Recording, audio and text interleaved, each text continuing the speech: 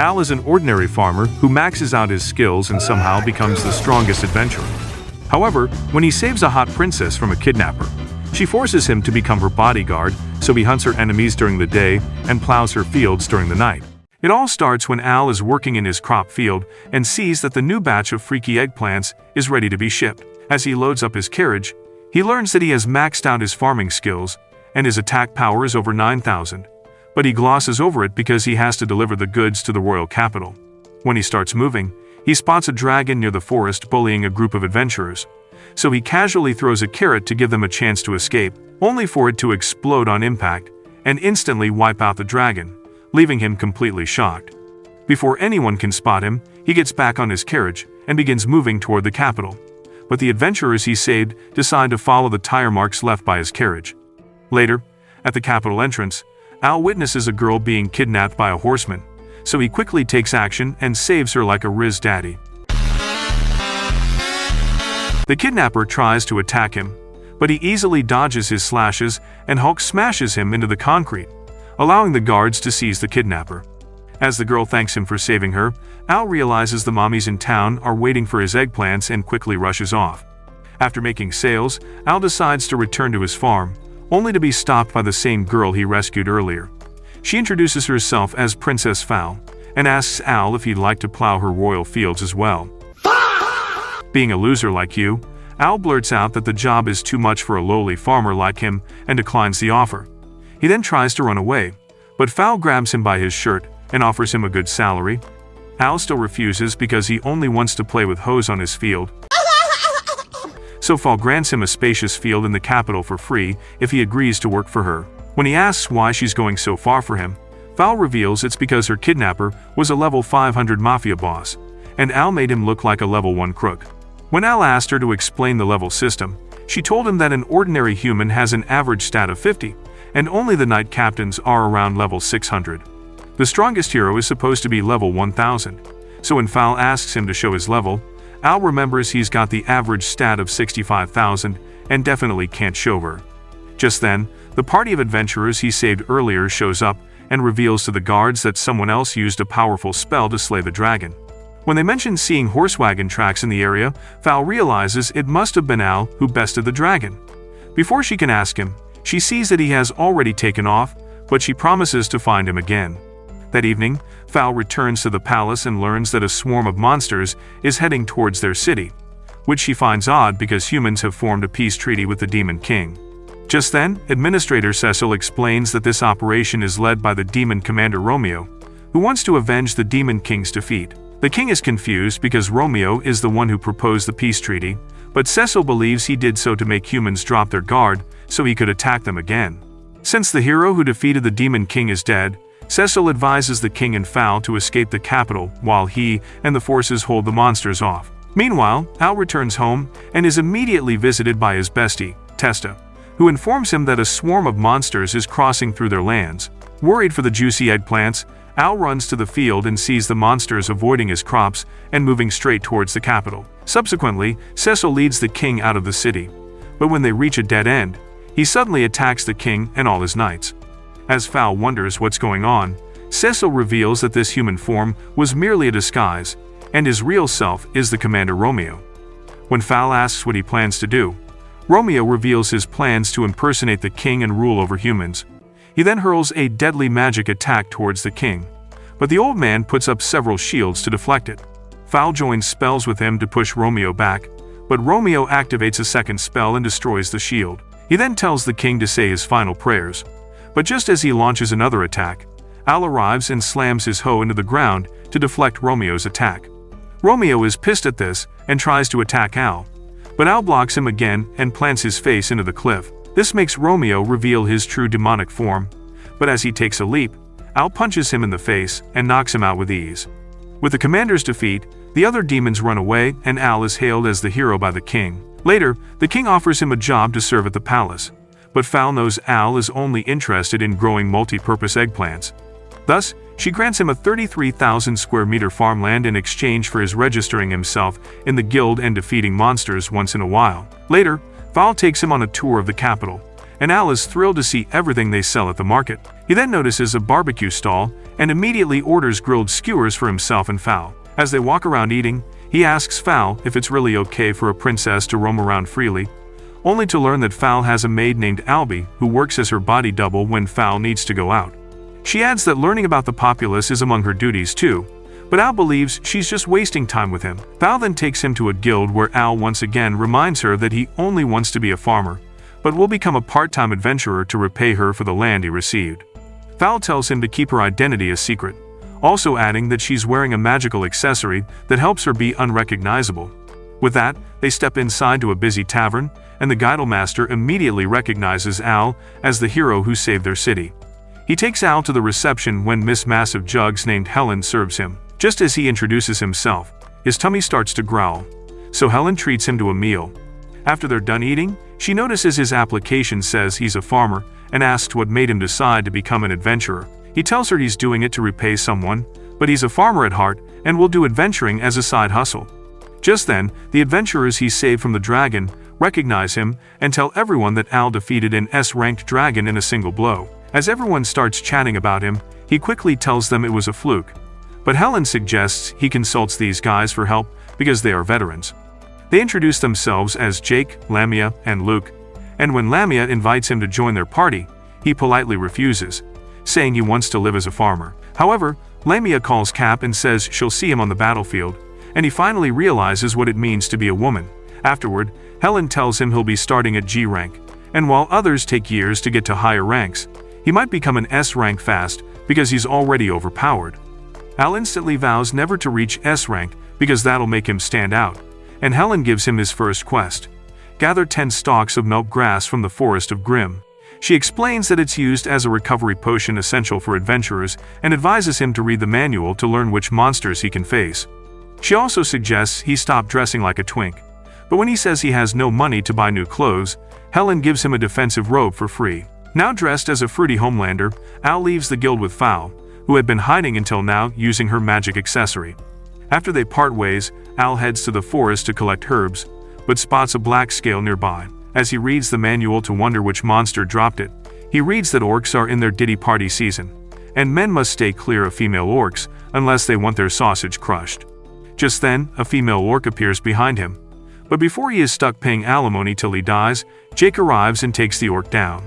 Lineia and Luke also show up, and Al thanks them for the assist. He then shows them the scale he found, and Jake reveals that it belongs to an unidentified monster in the forest. He also suggests they head back because the sun is about to set, but Al still has to collect one more herb to complete his quest. Just then, the forest goes dark, and a black dragon appears before them, and its aura is so terrifying that all 4 of them freeze on the spot. As he passes by them without hurting them, Al concludes that the scale must belong to this monster.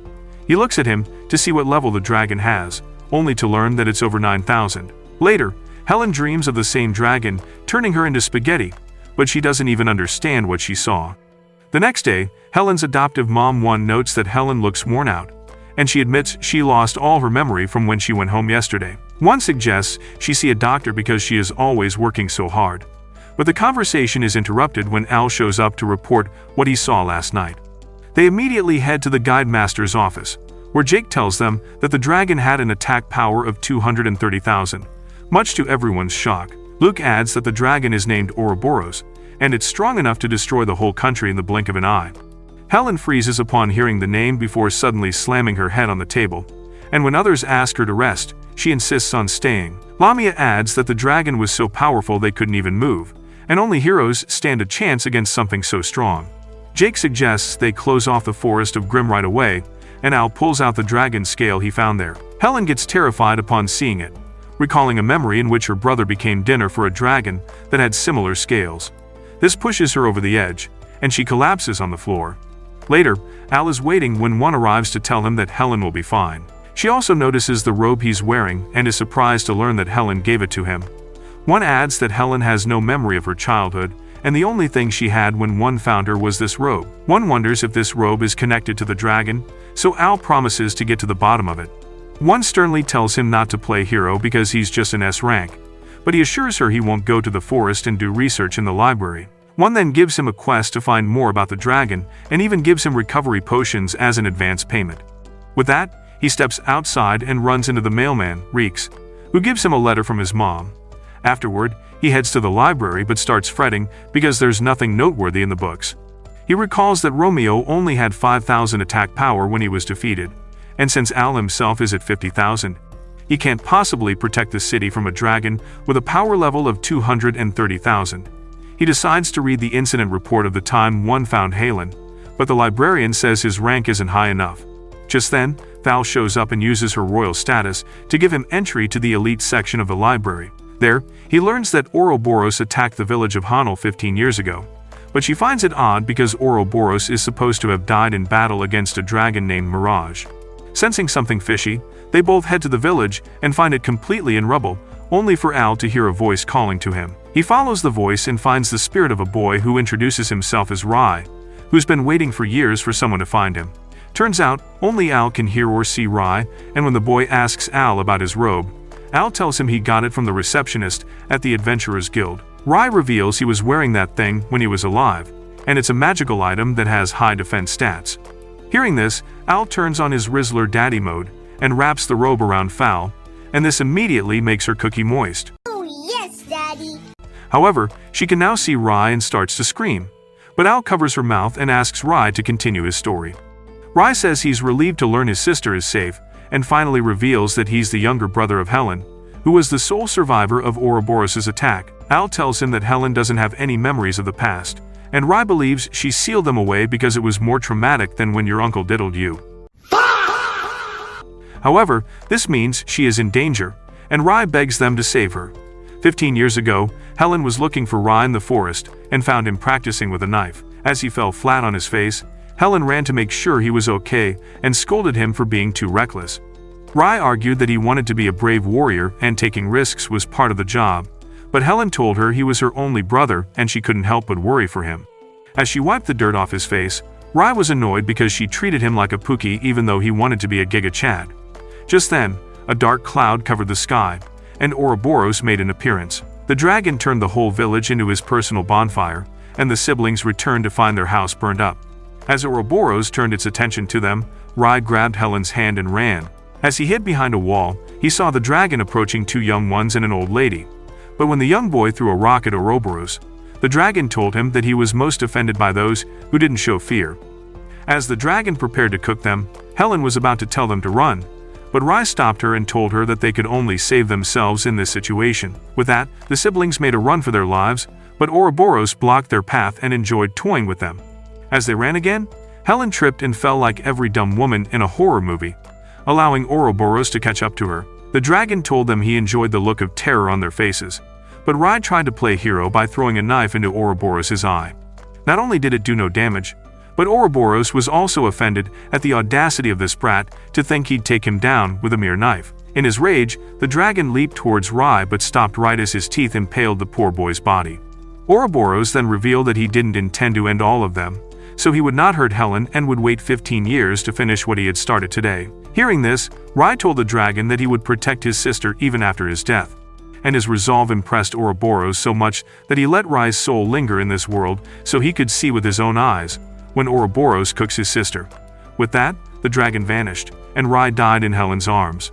Rai reveals Oroboros always leaves one survivor in the villages he destroys and waits 15 years to finish the job. He does this so that the sole survivor shares his feats with others, and he becomes a legend among humans. Rai also reveals that the dragon feeds on the terror of its victims to become stronger, and he wants Al to help save Helen. Al says he doesn't stand a chance at his current power level, so Rai reminds him that Oroboros feeds on despair and they must react, the opposite weaken him. After Rai's guidance, Al carries Val and sprints back to the city, and the princess immediately takes it on herself to evacuate the city. Meanwhile, one checks up on Helen, only to learn that the girl has left for her village all by herself. There, she comes face to face with Oroboros, and all her memories come back instantly. Oroboros gaslights her into thinking Rai's death was her fault, and she will also be responsible for so many lives that will be lost today. Helen tells the dragon to have mercy on others and take her life alone, but as the dragon tries to suck her despair, he declares that he will end everyone in the palace. He also gives her an option to either unalive herself or wait till he wreaks havoc in the city, and Helen chooses the first option. Just as she brings the knife closer to her throat, Al suddenly appears and stops her from doing so, giving her the little hope that she needs. Oroboros immediately sends him flying into a tree trunk, and Al admits he would have been toast if it weren't for this robe. Even Oroboros is impressed that Al lived after a direct hit from him and asked him if he was even human. As Al gets up, he begins running towards Oroboros and tells him that he's just a farmer before punching the dragon in the face. The punch does significant damage to Oroboros, but the persistent dragon is far from losing. As Oroboros gets back up, Al tells Helen to step back and promises to protect her, which reminds her of Ruri. Al then challenges Oroboros to a one-on-one, but the dragon overpowers him within seconds and wipes the floor with him. As Helen gets worried for him, Al gets up, telling her that he's a farmer and he won't give up that easily. After dodging Ouroboros' fire, he grabs Helen's hand and makes a run for it, but she tells him to stop because she doesn't want anyone to die because of her again.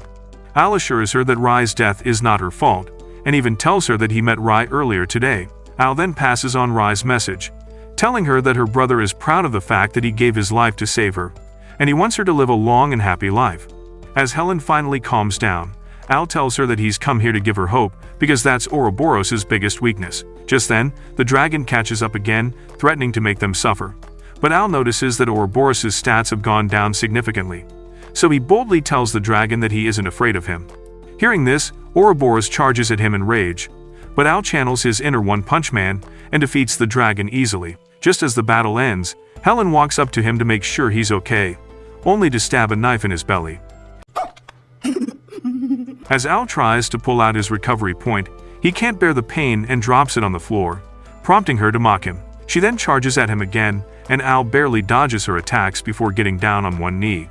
He then uses some magic to give himself a lifeline as he asks Helen what the meaning of this is, but Helen smirks at him before charging again. Just then, something majestic blocks her attack, and Al looks up to see the benevolent dragon Mirage in his true form. Mirage tells Al that Helen is currently being possessed by Oroboros, and Oroboros confirms this by adding that he wanted to have more fun with Al. Mirage declares he won't let it happen and gives his power of regeneration to Al, filling his body with a strong aura. Just as Al sees Mirage collapse, Val has already evacuated the city and is ready with her men to face the dragon. She admits that even all of her forces are not enough to face a foe this powerful, but she refuses to give up and is ready to die fighting. On the other hand, Mirage tells Al that he needs to go through Ouroboros' defenses and purify Helen, but Ouroboros knows he won't hurt this body as it would also hurt Helen. However, Al punches him in the gut and reveals that Helen is somehow communicating with him through her eyes, and she gave him the green light to do whatever it takes. Just as Helen takes control of her body, Al extends his hand to help her up, but Ouroboros reappears and sends him flying. The dragon then peeks into Al's mind in hopes that it gets stronger by absorbing Al's despair, but all he finds is him hoeing his farmland and planting seeds. After showing Ouroboros that he's protected by plot armor, Al kicks him out of his mind, which leaves the dragon shocked. Mirage then helps Al purify Helen's body, and a bright light emerges in the forest that ends Ouroboros for good. In the end, both Al is knocked out, so Helen takes him back to the city, where he wakes up to find both Al and Helen watching over him. After he told them he's fine, Al hugs him in joy, and he apologizes for making her worry. He then asks Helen what happened to Ouroboros, and she tells him the dragon is gone for good. She adds that Mirage used all of his powers and vanished as well, and Val is surprised that they got to experience the benevolent dragon firsthand. Al then asks Helen how she's doing, and she admits that she's okay mentally before showing them that she can now transform into a dragon at will. Al immediately guards up, thinking Ouroboros is controlling her, but she assures him it's just her and makes her hand return to normal. She also admits she was a little nervous because these powers were used to unalive people, but now she can use them to save lives. She also recalls Ruri's message to her, so she's promised herself that she'll live a happy life from now on. Seeing this, Val gets a little jealous because she's missing out, but they both assure her there's nothing between them. Helen then asks Val who she is because she knows Al well, and Al gives her a fake name. Helen also asks how they know each other, and Val tells her she and Al are childhood friends. Just then, the guildmaster and the others rush in to check up on Helen, and she assures them she's fine. After that, they turn to Al and congratulate him on unaliving Ouroboros, and Jake proposes they raise a toast to Al's win. As everyone agrees, he says it'll be the guildmaster's treat, But when the old man worries about where to get the money from, Luke reminds him that Oroboros' head must have a huge bounty. They add that the bounty will be decided by the princess, and Fowl almost gives up her identity in excitement. With that, everyone heads to the tavern and raises a toast to Al, and Fowl personally thanks him for saving them again. She admits she knew the city wasn't strong enough to face Oroboros, but knowing that Al was fighting valiantly in the forest gave her the courage to lead her people.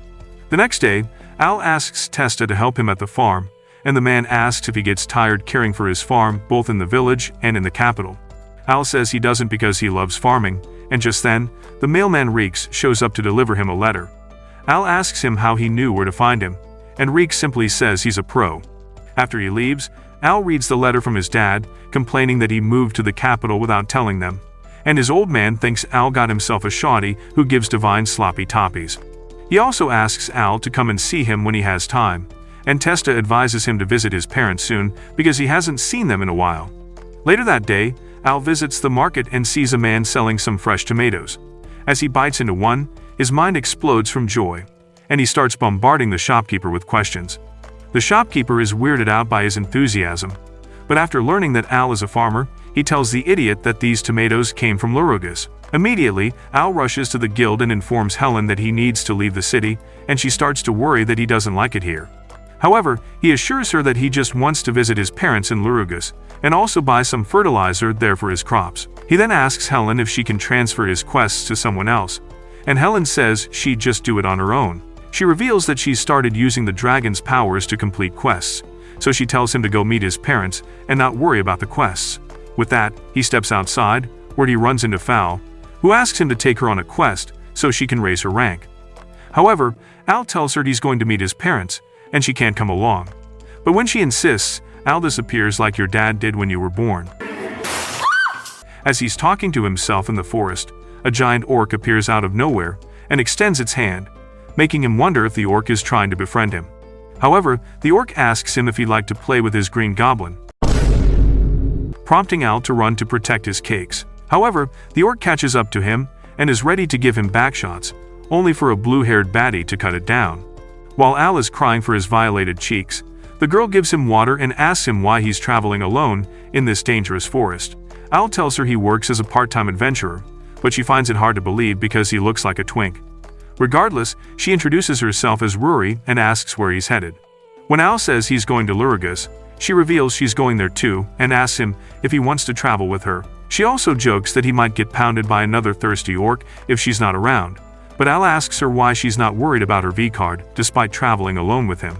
Ruri says she's fine because she can always crack his jewels if he tries to diddle her. But she also says she's not cute enough for him to try something with her. Al responds that she seems pretty cute to him, and this makes her happy. So she suggests they keep moving before another orc shows up. They walk till the evening, but Ruri senses a presence and tells Al to keep his guard up. They stand back to back, expecting a dangerous foe, but it turns out to be Reeks with another letter for Al.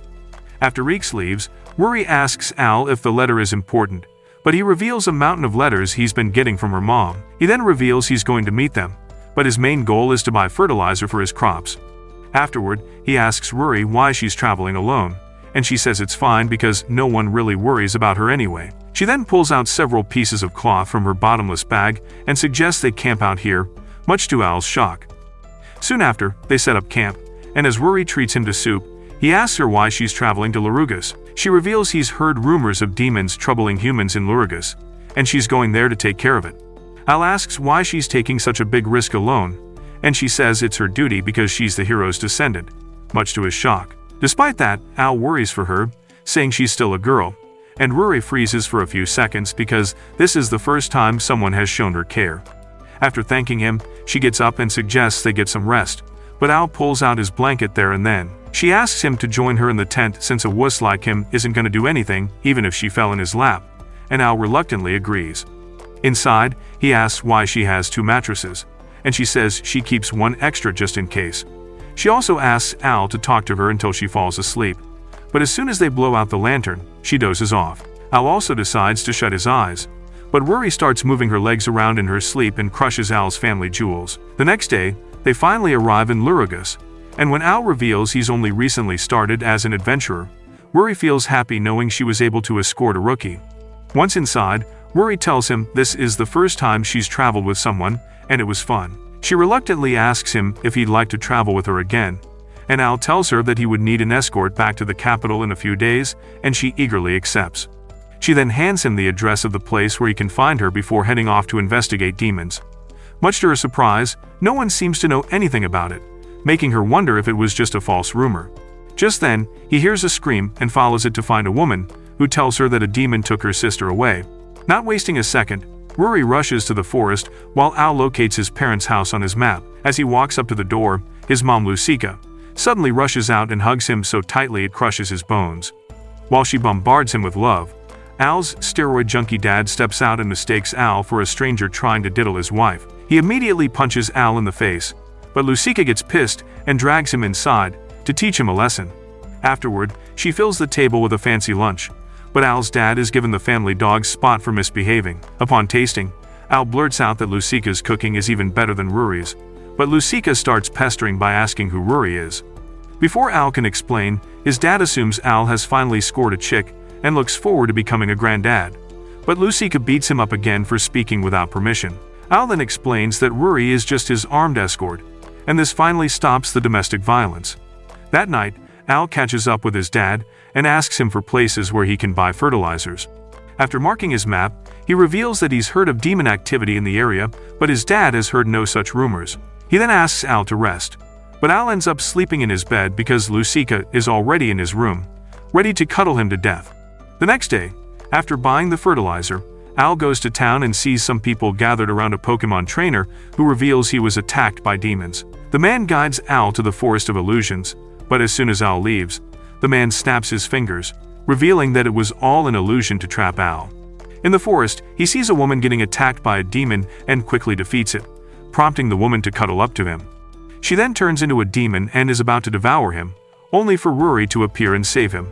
She explains that the demons have disguised themselves as people, and no matter how many she slays, more keep coming. Al is shocked she has been fighting alone all this time, and she says it's her duty as the hero's descendant. Just then, the man who tricked Al appears and mocks Ruri for being a failure who couldn't see through his tricks. After dropping some disbars, the man introduces himself as Loki, just as his eyes turn black, signaling that he's not human. Ruri tells him to let Al go, but Loki claims he's got business with him because he defeated both Romeo and Oroboros. Amid his yapping, Ruri rushes towards him only to get clowned on, prompting Al to use his recovery magic to heal her. Ruri apologizes to Al for failing, but he tells her to relax while he smashes Loki harder than Hulk. Al then leaps towards Loki, but he dodges Al's attack and elbows his back so hard that it creates a crater on the ground. Despite that, Al jumps out unscathed and punches Loki in the face, right before he's knocked back into a tree trunk with a powerful punch. Upon noticing that Loki's face is getting healed on its own, Al uses his own recovery spell to heal himself. Loki then praises Al for surviving against him for so long before suggesting they get this over with. However, Al buys time by asking him what business he has with him, and Loki says he's eliminating people who will interfere with his plans. His targets involve Ruri, the hero's descendant, Al, who defeated the dragon, and Helen, who has inherited the power of said dragon. Following that, he summons 2 giant leeches to beat them, but Al quickly grabs Ruri and moves out of the way. Soon after, Ruri recovers and tells him to run away while she holds the demons off, but Al demonstrates his strength by defeating the leeches with a single punch. Following that, Loki summons explosive orbs of darkness and hurls them towards the heroes, leaving them in the dust. Somehow, Al and Ruri manage to survive, but they are in no condition to fight, allowing Loki to resummon the leeches to restrain them. Loki then explains that once the leeches get a hold of someone, they never let go, and his skin will be torn if he tries to remove them. With Al unable to move, Loki asks Ruri to say her final words, and she starts tearing up as she realizes that she failed his parents. She has a flashback of them telling her that she could do anything she put her mind to, but now she realizes she couldn't become a hero like she wanted to. With that, Loki bids her farewell and sends a dark orb to finish her off. But then he sees that both his leeches have somehow died. Turns out, the fertilizer Al was packing works as a pesticide, and it allowed him to unalive the leeches to the point that they can't regenerate. Despite that, Loki believes he can't do jack with his current wounds, but Al tries his luck only to lose his aura.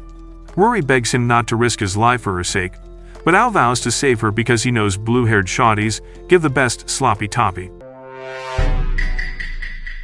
Seeing his resolve, Ruri realizes that the reason she never became a hero was that she got rage-baited by haters and gave up.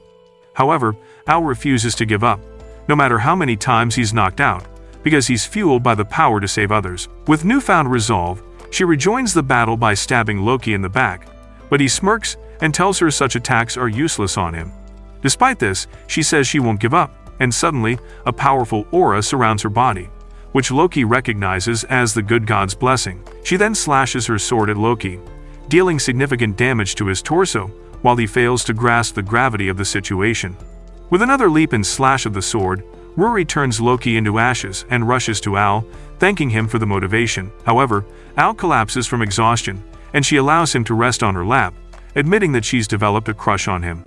That night, Al finally wakes up and finds himself in her lap, prompting him to back off and hit his head on her nose. After he recovers, Ruri tells him she let him rest because she didn't know the way back, but Al tells her it was the right call.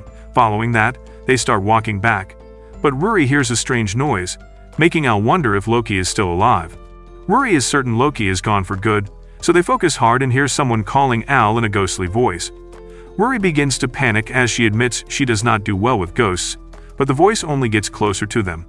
Suddenly, Al realizes it's his mother, Lucica, and he starts to worry for Ruri because Lucica is overly affectionate. Without thinking, he carries Ruri in his arms and makes a run for it, which makes her blush. After escaping Lucica, he finally puts Ruri down, but it makes her laugh because she thinks Al is scared of ghosts as well. Al refrains from telling her he's scared of his mom and instead takes her to the hotel she's staying at, only to learn that it was never there, just an illusion created by Loki.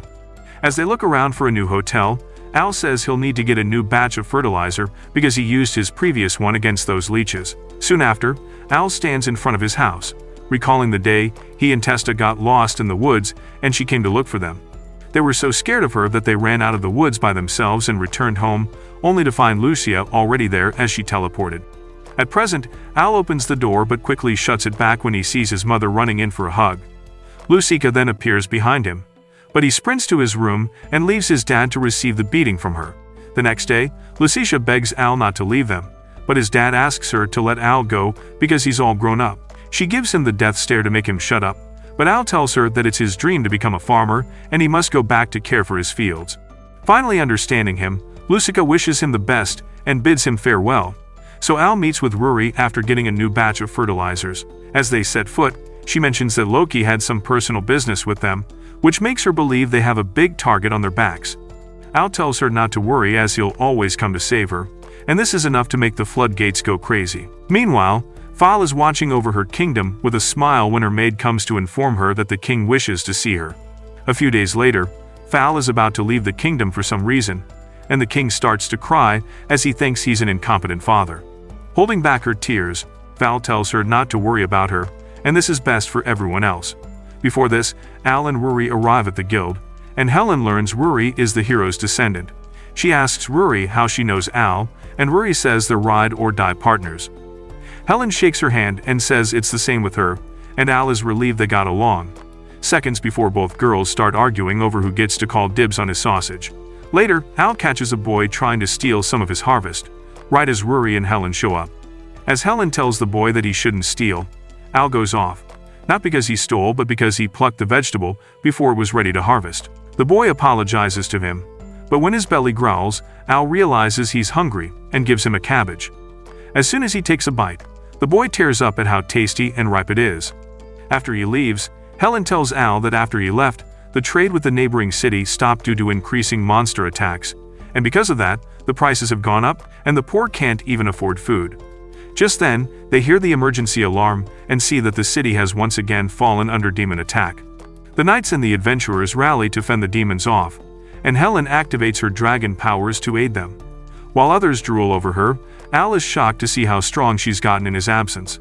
With that, Al shows off his own strength, which gives everyone the motivation to keep fighting, but no matter how much they fight, the demons keep coming. As they find themselves surrounded, they see clouds of dust rise in the distance as the king of Antisburg appears with his knights. He raises his holy sword and commands the demons to leave at once, and surprisingly, the demons obey his command. That night, Al is in his house when someone knocks on the door and opens it to find Fal, who says he has come to say goodbye.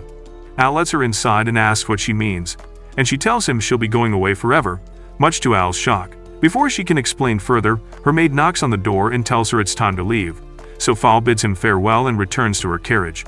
Despite Al's attempts to get some information out of her, Val simply tells him to take care and rides off, leaving him worried. A few days later, as Al is still processing the whole thing, a woman appears with the boy who stole vegetables from his farm and makes him apologize. She also thanks him for the cabbage and tells him that she works as a tailor, meaning he can visit her if he needs her services. She also offers to buy some vegetables from him, and Al sends them off with a basket of potatoes. As he waves them goodbye, Reeks appears out of nowhere with yet another letter, informing him that his vegetables are selling like hotcakes in the city. Al says it's all thanks to the king of Antisburg, who has repelled the monsters away from the city. But Reeks passes a backhanded comment about the king before handing him a newspaper. Meanwhile, at the guild, Helen invites Ruri to have lunch with her, and Ruri eagerly accepts. While eating, she reads the paper and sees the news that Princess Val is getting married, and the husband-to-be is the Prince of Antisburg.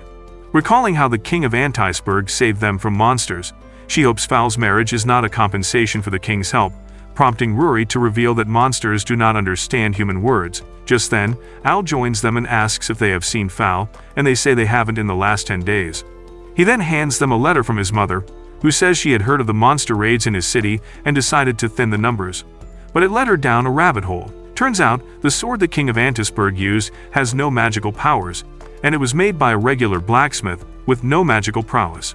She also reveals that she was the former commander of the Shadow Puppets, so she believes the king of Antisburg is doing something similar to control the monsters. Helen and Ruri freak out when they learn about Lucica, but Al doesn't even know what Shadow Puppets are. Much to their frustration, they explain that the Shadow Puppets are an intelligence unit, which means Lucica is a big deal. Helen continues reading and learns that the one responsible for summoning the swarm is a single demon whose lover has been taken hostage to make him do this. Lucica also reveals that the king of Antisburg is behind this whole scheme, and he used this as leverage to take Val. Hearing this, Al gets worked up and declares he'll go save Val. But this surprises them because he called the princess by her first name. Nonetheless, Ruri suggests they act fast, but Helen is worried Antisburg won't let immigrants in because they've also elected Donald Trump as president. However, Al tells them not to worry because they have an excellent guide who will let them in. Meanwhile, in Antisburg, Prince Netulus is holding a meeting with another nation's representatives, who ask Netulus to lend them the power of the sacred sword to repel monsters. However, Netulus says they have a huge list of nations that want their protection, and he can't help all because he only has one sacred sword. Hearing this, all representatives offer a huge amount of money and other benefits to persuade him, and Netulus sits there, smirking as he listens to all the offers.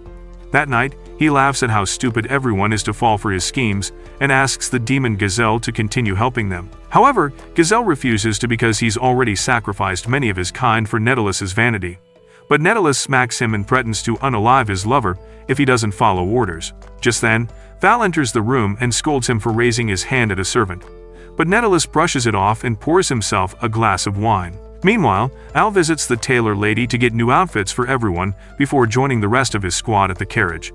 Reeks reveals he's already got the permit to enter Antisburg through carriage, but he won't be joining them. When they ask why, he reveals he's going to gather monsters and lead them to Antisburg to show the world that the Holy Sword is a fake.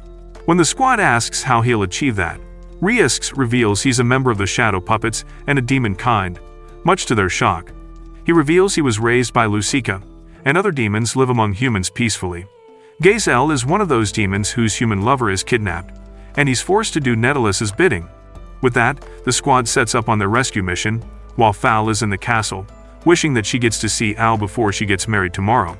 The next day, the celebration for the wedding begins, so Netulus visits Val and asks her to come along as they address their people. However, Val asks the man to go on and promises to join him soon. After he leaves, Val dismisses her personal maid and looks at herself in the mirror, recalling the day her father told her that she was allowed to marry whoever she wanted, even if that person wasn't a noble. Now, despite having no feelings for Netulus, Val has convinced herself to marry him to protect her kingdom. Meanwhile, Al and the others sneak into the city in the carriage, and Al puts on his farmer disguise, convinced that it'll work. But the reaction from Helen and Ruri says it all. They ask him what his plan is, and Al says they will save Giselle's lover and take her to the church, where Giselle will confess everything. Following that, Al steps outside and is immediately stopped by a guard who asks him why he's here. Al tells him he's a humble farmer who's here to take fresh vegetables to the royal palace, but his disguise is immediately blown as several guards start chasing him. Amid the chase, Helen quickly turns into a dragon and sends Al flying straight into the building where Giselle's lover is being imprisoned. After pulling himself from under the rubble, Al apologizes to the human lady for not knocking, but he's interrupted by the guards once again. This time, he uses vegetables as weapons and defeats them all before asking the lady if he's Giselle's lover. After she confirms it, he tells her Giselle is being exploited, and he needs her help in exposing the wrongdoings of this country. She agrees to go with him, but she has weights attached to her leg that prevent her from moving. Being a total moron, Al carries her on his back and runs through the whole building, alerting every single guard on the way. Outside, he catches up to Helen and Ruri, and together, they run from the entire army until they close in on the palace. There, the girls ask Al to leave the chasing knights in their hands and go on ahead to stop the wedding. Having faith in their skills, Al moves on while the girls turn to face a swarm of knights, all while Reeks waits outside for the chance to make his move. Meanwhile, Val's father asks her one last time if she wants to call the wedding off, but she insists she's doing it to help their country. With that, the king walks Val towards the altar, and the priests make them say their vows before telling them to kiss and seal the marriage. With his smug face, Netellus tells Val to put her mind at ease because she belongs to him now, but as he brings his face closer to kiss her, Val starts to gag internally. At the last second, someone slams open the door and knocks Netellus away, and Val is shocked to see Al walking into the church. As he casually says hi to Val, her eyes tear up, followed by a big smile. Netellus immediately steps forward and tells everyone that Al has come here to kidnap the princess, but Al ignores all allegations and announces that the holy sword Netellus carries is a fake. When everyone starts chattering, Netellus begins laughing to hide his nervousness and accuses Al of confusing people with his lies. Just then, Val's father steps up and says he has seen the sword disperse monsters with his own eyes, and this further boosts Nettellus's ego. Just then, a knight barges in and informs the prince that their country is currently under attack by hundreds of monsters. As several dragons fake an attack on the city, Reeks watches proudly and leaves the rest to Al. In panic, the attendees of the wedding ask Netellus to use his sword and repel the monsters, so Netellus starts looking for Giselle. He finds the demon hugging his human lover, and Reeks shows up to deliver the sword to Netellus. In that moment, the prince realizes he's cooked, and to add insult to injury, Al throws the sword at a small monster who chews it in half, making everyone terrified. When they turn to Netellus for questions, Gazelle reveals that it was all fake and uses his flute to send the monsters back. He then reveals how he was being pressured into doing this dirty work, and the sword possessed no power. Despite being exposed, Netellus begins laughing because he had already sent a swarm of monsters towards Val's home country by scattering monster carcasses around its borders. Just then, Helen and Ruri show up to reveal that their country will not fall so easily because their brave soldiers and adventurers are working together to protect it. Al then walks up to Val and tells her she doesn't need to sacrifice herself for anyone, and it makes her really happy. Just then, a swarm of knights arrives, and Netellus tells them to decimate those who oppose him. However, the knights drop their swords in protest, so Netellus tries to assassinate the king in revenge. Luckily, Al stops him and knocks him out with a devastating punch, ending his scheme once and for all.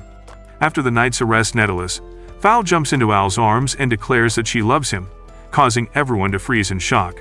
Ruri starts to protest because Al never told them he was so close to the princess, but when Val refuses to let him go, Ruri calls him a womanizer for two-timing. Just then, the king places his hand on Al's shoulder and thanks him for saving his life. He also congratulates him on marrying his daughter, but Al begins to panic because he never signed up for it. As the king steps outside, he runs into Reeks, who hands him a letter detailing everything about Nettellus's plan. The king recognizes that Reeks is from the Shadow Puppets, and he reveals that someone else was calling the shots from behind the scenes. A few days later, Netellus is put behind bars, and Al returns to his country, joining Jake and his squad at the guild. As they praise him for everything he did, Val shows up without using her magic accessory, much to everyone's shock. She then rewards all the adventurers with tons of jewels for protecting their country, making Helen wonder where she has seen Val before. After Val leaves, she returns wearing her magic accessory to hide her identity and starts arguing with Ruri, declaring that she won't let the princess or her steal Al from her. Being terrified of them, Al returns to the field to check his crops, But the girls follow him and demand to know which one he will choose to clap. Al tries to distract them by showing the size of his radish, but they're more interested in the radish in his pants. Frustrated, the girls ask him if he has someone he likes, and Al casually says he does and leaves them shocked. He then returns home and places the vegetables on his table next to a frame, holding the picture of him and his childhood friend, Ilia. 15 years ago, Al's father, Gilles, was working in the fields and turned around to notice that Al had done twice the work in less time. As Al explained that he loved farming, Gilles stood there in shock until Lucica arrived and beat him up for making Al do his work. Later, Al visited his neighbors to share some of the harvest with them, and that's when he saw Ilia running away from two farmers who caught her stealing. Al wondered why anyone would steal, and the neighbors told him the poor girl must be super hungry to resort to stealing. They also believed that Ilia's parents must have passed away, and she was residing in the mountains alone, but sadly, there was nothing they could do for her. Just then, Ilia got away from the farmers and passed by Al, stealing the basket he had brought before running away. Later, while she was munching on raw potatoes, she saw Al standing nearby and ran away. But Al stopped her and gave her a bowl of soup. As she hid behind the tree, Al left the bowl on the floor and left the area until she felt safe to step out. The next day, he brought her more food, but since she was too scared to step out, left the bowl in the same spot. After that, he brought her sandwiches, and Ilia finally felt safe enough to eat beside him. When she told him it was tasty, he responded that he had grown all the vegetables himself, and he wanted to make people happy by farming. Just then, his tummy began growling, so Ilia asked her to have half of her sandwich. Just when he grabbed it, the farmers from earlier caught her and threatened to take her to the slave traders. Al asked them to let her go, but they refused, stating she had stolen a lot from them. Hearing this, Al got on his knees and begged them to let the girl go, even promising to pay them all she owes them by cultivating fields. Even then, the farmers told him to scram, but Gilles showed up and asked them what was going on. After the farmers explained the situation, Gilles gave them a barrel full of rice to let the girl go, and they finally accepted it. Al asked Gilles if this was really okay, and he said no because he worried Lucica would cook him for dinner instead. While they were chatting, Ilia brought a basket of potatoes she had stolen from him a few days ago and asked them to make this for dinner. Al then got the idea that they could employ Ilia in the fields, and she eagerly accepted the offer. 2 years later, Ilia was working in the fields with Al, but when she asked him to take a break, he refused, as he wanted to complete all the work. Gilles appeared and told her to let Al be because he had always been obsessed with it. However, Ilia got jealous because he spent all day at the farm while she wanted him to spend time with her too. Just then, they saw Testa running for his life from a bunch of bees. But Lucica appeared out of nowhere and took them out with ease. Testa thanked her and told her she was gorgeous as ever. But Gilles got jealous and threatened to crack his coconuts if he ever laid eyes on his wife. Lucica shut Gilles down and told Al that she was going to the capital to buy a new house, so he must take care of things in their absence. When he asked what was wrong with their current house, Lucica said they were a family of 4 now and needed a bigger place. After they left, Al asked Testa why he was chased by bees, and Testa pulled out an adventurer's map in response. The map allegedly led to a treasure that was buried somewhere in the forest, and although the forest was said to be dangerous, Testa thought they could make it out safely if they avoided the bees. At first, Al was hesitant, but Testa told him he could find a jewel and give it to Ilia, so Al agreed to go. He then asked Ilia to watch over the farm, and even though she insisted on coming, they left her alone. Later, Al admitted he was a little annoyed by how clingy Ilia was and wished she would make friends in the village. Testa told him that people treated her very harshly in the village, and Al was shocked because she never told him. Things finally clicked for Al, and he realized his parents were looking for a new house because they wanted to protect Ilia from the bullying. Testa told him not to think too much of it and focus on finding the treasure so he could make Ilia happy. Soon after, they reached the spot. But Testa stepped on a rock that split the cliff into 2 and dropped them into a ravine. The boys then came in front of an ancient temple where they found a tablet with an unknown language written on it. When Al touched it, he was teleported to the 4 Kings boss arena, where he came across a terrifying dragon. As the dragon charged him, he passed out and woke up later inside a tent with Ilia by his side. Testa soon joined him, and when he stepped outside, he learned that the volcano had erupted and covered everything in ash. The whole village was evacuated, but the bridge leading to the capital had collapsed, so people were stranded with little to no food. Al headed to the fields to help, but saw all of his hard work had gone to waste. Just then, he felt a severe pain in his body where the dragon bit him and apologized to Ilia, who merely hugged him and begged him not to leave her again. At night, Ilia sneaked into the chief's camp to steal some food for them. But when she recalled the time Al begged for her freedom, she stopped herself from repeating the same mistake. The next day, people were once again given very little rations, and Ilia poured her share into Al's bowl because he needed it more than her. Al noticed that the portion was bigger, but Ilia told him that the royal capital had sent more supplies, and it'd be over soon.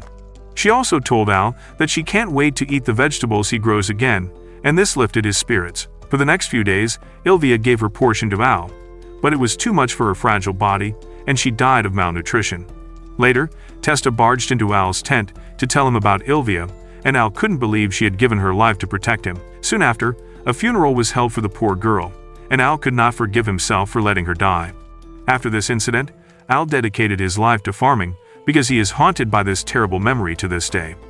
A few days later, Al defeated a dragon and decided to head to the guild to inform Helen, only to run into a girl passed out on the ground. After making sure that she's alive and well, Al decides to take her home. The next day, Al is sleeping in his chair when the girl wakes him up and asks him why she's here, asking if he's going to ship her to Epstein Island. Al anxiously tells her he didn't, and that he found her collapsed on the main road, so he brought her here because he was worried.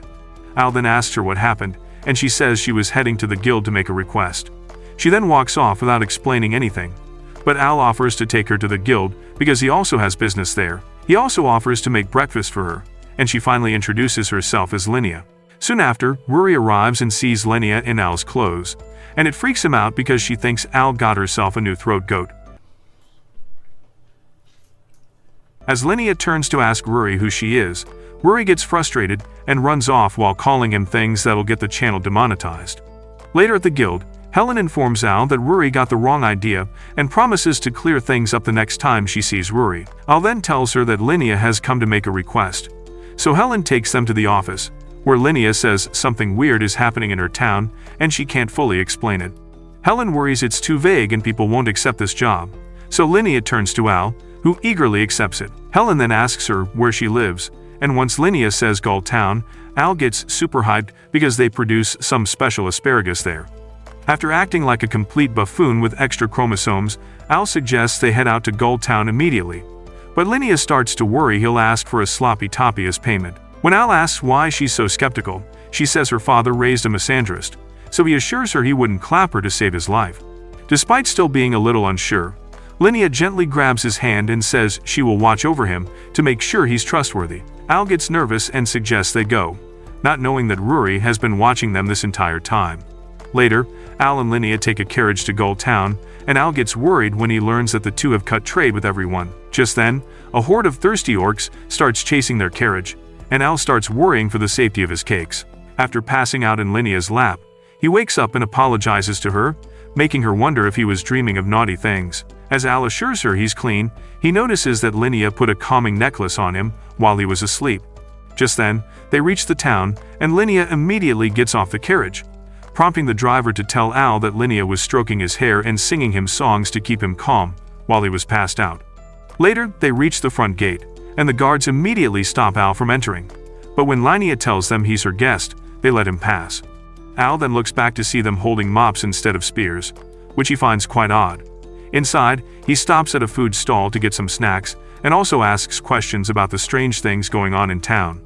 Not only does he not get any answers, but the shop owner also burns his snack and acts like it's normal. He then starts repeating the same line like a glitched video game character, making Al feel weird. Al also sees a man drop some fresh vegetables on the road, and when he tries to help him, the man looks at him with dead eyes and walks off. Later, as he wonders what in the tomfoolery is going on, Lineia tells him to come home with her and ease his mind first. She takes him to the pendant shop run by her family and shows him a replica of the necklace he's wearing, stating that it has the divine protection of the good god, which is why they're the only two normal ones in the town. She also adds that her parents have gone missing, and when Al promises to find them too, she gently tells him to be careful. The next day, Al runs into Lemuru, the Lord of Gull Town, who is wearing a nearly identical pendant. Since he's one of the few sane people in town, Al wants to ask him questions, so Lemuru invites him to a dinner at his mansion. Just then, two shady girls drag Al out of there, and Lineia chases after him.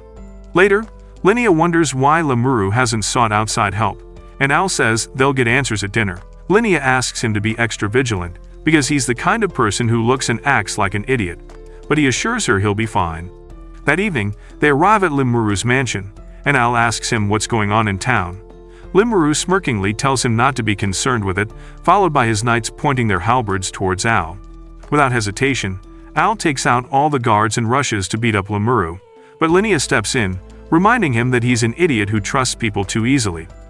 As Al wonders what's going on, a demon appears behind Limuru and introduces himself as Vitra, revealing that he's been controlling humans using crystals made from his hypnosis powers. He also reveals that he became intrigued by Al, who had defeated several powerful demons, so he wanted to control him too in order to achieve world domination. Al turns to Lineia to ask if everything they shared so far was a fake, but she says it wasn't, and she only led him here because Vitra has taken her parents hostage. Hearing this, Al decides to let Vitra hypnotize him, but Lineia begins regretting pulling him into this trap when he's been nothing but kind to her. At the last second, Al destroys the crystal and also reveals that his friends have destroyed the other crystal Vitra has been using to control the town. Vitra is confused about how he contacted his friends despite being under watch at all times, and Al reveals the two girls who dragged him away were his friends, Helen and Ruri, who had already figured out what was going on and made a plan with Al to end this madness. Al then tells the demon to give up as Lineia's parents are also free, but the demon threatens to end the lord if Al does not give up. However, Al knows the real lord of this town loves asparagus, so he shoves one in his mouth to appeal to his humanity. This actually makes Limuru return to normal, and Al sends the demon flying with a single attack. Afterward, Lineia thanks Al for helping them and even kisses him, promising to return to the capital and steal him for herself in a few years. A few days later, Al is harvesting tomatoes and sees that the new yield is of very high quality. While he's cherishing his hard work, Ruri is also helping at the farm alongside Fal and Helen, and they all agree that this is quite fun. While they are chatting, Fal notices that Helen and Ruri are wearing blue pendants and asks them about it. Ruri tells her they got it from Al, and he said it has calming effects that ward off evil. Fal feels left out as she doesn't have one, so she decides to ask Al directly for it.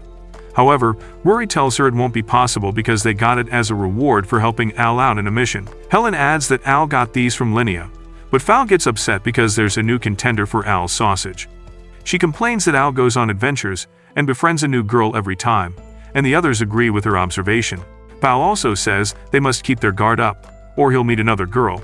Just then, they hear Al screaming and rush to him to see him lamenting over the weed growing on his farm. As Al becomes enraged over not noticing it sooner, the girls realize he's too focused on his crops to even think about another girl.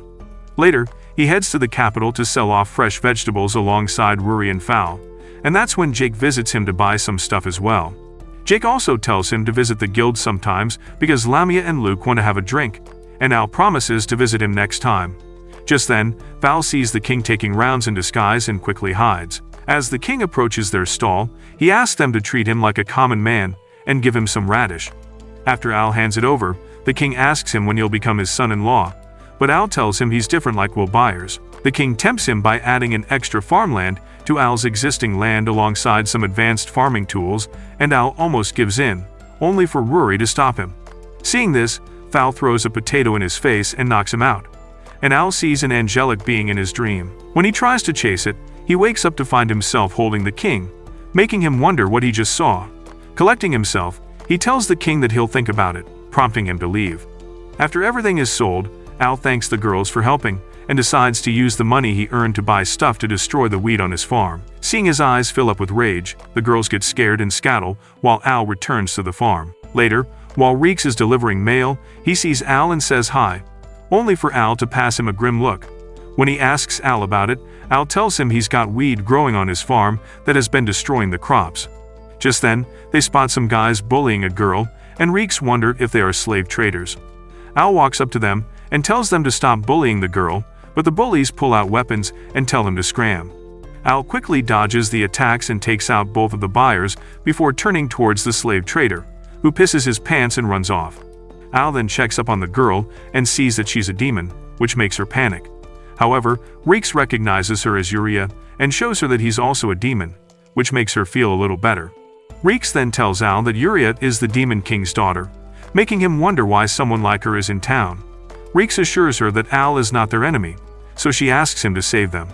When Al asks for details, She tells him she was with her caretaker demon, Volpe, who suddenly told her she was not safe here and created a portal to forcefully teleport her here. She's worried about something terrible happening to the demon kind, and she begs Al to save her people. Reeks reminds her that the demon territory is on the far side of the ocean, and it will take at least 3 days to go there by boat. However, Al takes it upon himself to help Ilia, but in exchange, he wants Reeks to take care of the weed on his farm.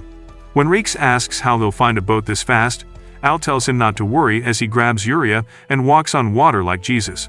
After a few hours of running, they finally reach the demon territory, and despite being nauseous, Ilia is happy because she will get to help her people. She also calls Al Oni-chan and thanks him for the help, but this reminds him of Ilia. Just then, Volpe shows up, and she gets excited to see him, but Volpe immediately attacks them, prompting Al to save her. Within seconds, the scene turns into a battlefield as Volpe keeps attacking them, but Al believes someone is controlling him. Somehow, amid the chaos, Al closes in and kicks him in the face, knocking the guy out. He then checks up on Ilia, who cannot believe that her kind caretaker would resort to such violence. Al suggests they head to the castle, but Volpe gets up again and charges up a deadly attack, telling Al to get away from Ilia. Just then, Lucica appears and knocks the wind out of Volpe, revealing that Reeks filled her in and she came running to save her baby boy. Despite all this, Ilia states that Volpe is the strongest magic user who has always taken care of her, but Lucica suggests they leave him here and move on for now. Soon after, they arrive at the castle and find all the guards dead, making Lucica believe they fought amongst themselves under someone's control. Ilia then rushes to the throne room to find her dad on the floor, but Al notices that he's still breathing. He also notices that one of the guards is breathing and quickly rushes to him.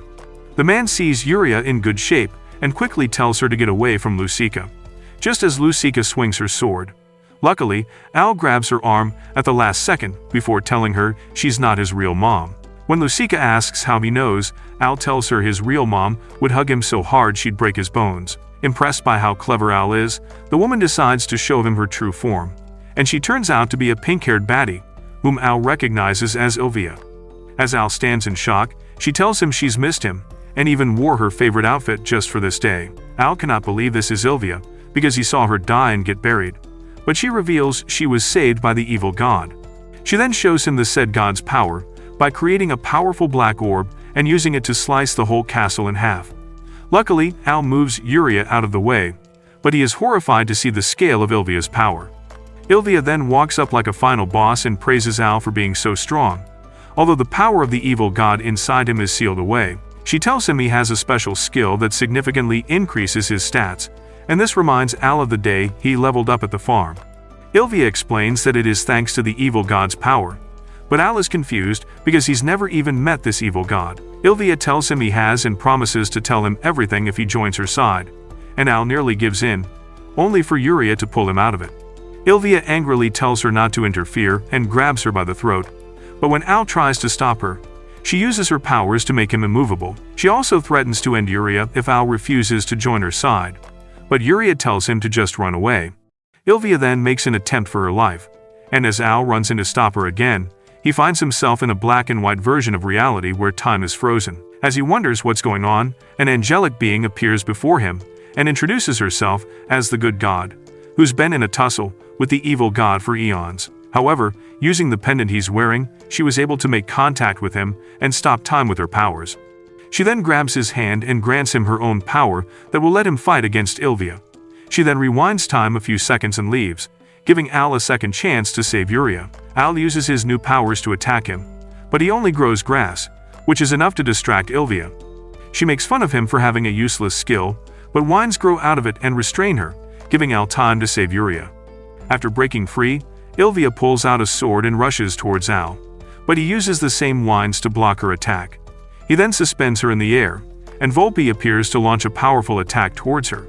He then rushes to check up on Ilia, but Ilia comes out of the smoke unharmed and knocks him out in an instant. She then dashes to finish him off, but stops at the last second, declaring that she's too bored to continue. As she decides to leave, Al asks her to wait, but she tells him they'll meet alone next time before disappearing. Hearing this, Volpe grabs him by the collar and asks him to explain himself, but Ilia begs him to let Al go because he saved her life.